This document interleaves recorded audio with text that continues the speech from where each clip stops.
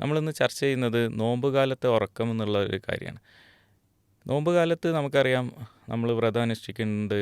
അതുപോലെ തന്നെ ഭക്ഷണം കുറക്കുന്നതോടൊപ്പം തന്നെ നമ്മൾ മറ്റ് കാര്യങ്ങളിൽ മറ്റ് ആരാധനാ കർമ്മങ്ങളിലൊക്കെ വ്യാപൃതരായിട്ടിരിക്കുന്നതാണ്.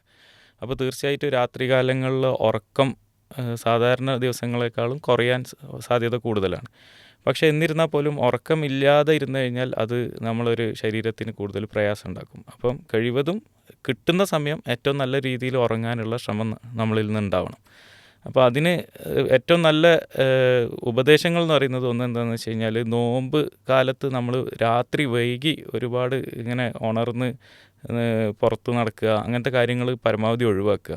ഷോപ്പിംഗ് കാര്യങ്ങളൊക്കെ ഈ രാത്രിയിലേക്ക് മാറ്റി വെക്കുന്നതൊക്കെ പരമാവധി ഒഴിവാക്കുക. രണ്ടാമത്, രാത്രി നമ്മൾ ഹെവി ആയിട്ടുള്ള ഭക്ഷണം, ഒരുപാട് കനമുള്ള ഭക്ഷണം അല്ലെങ്കിൽ ഇറച്ചി മീനൊക്കെ ഒരുപാട് കഴിക്കുന്നത് രാത്രിയിൽ ഒഴിവാക്കുക. ഭക്ഷണം കുറച്ചുകൂടി നേരത്തെ കഴിക്കാൻ ശ്രദ്ധിക്കുക.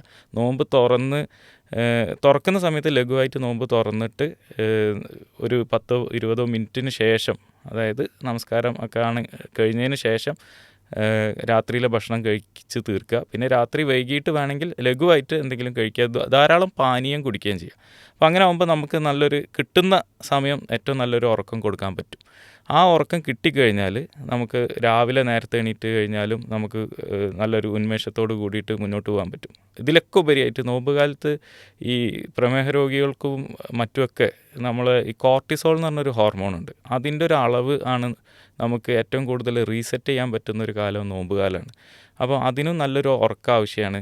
അതുപോലെ തന്നെ നമുക്ക് ഈ കൂടുതൽ വ്രതം അതിന് ഉപകാരപ്പെടുന്നതോടൊപ്പം തന്നെ കൂടുതൽ ധ്യാനം, അല്ലെങ്കിൽ ഒരു മുസ്ലിം വിശ്വാസികളെ സംബന്ധിച്ചിടത്തോളം നമുക്ക് ഖുർആൻ കൂടുതൽ പാരായണം ചെയ്യുക, അങ്ങനത്തെ കാര്യങ്ങളും കൂടി ഈ ഒരു കോർട്ടിസോൾ റീസെറ്റിന് സഹായിക്കും. പക്ഷേ അതോടൊപ്പം ഏറ്റവും പ്രധാനമായിട്ടുള്ളൊരു സംഗതിയാണ് നല്ലൊരു സൗണ്ട് സ്ലീപ്പ്, അല്ലെങ്കിൽ ഒരു ആരോഗ്യപരമായിട്ടൊരു ഉറക്കം കിട്ടുക എന്നുള്ളത്.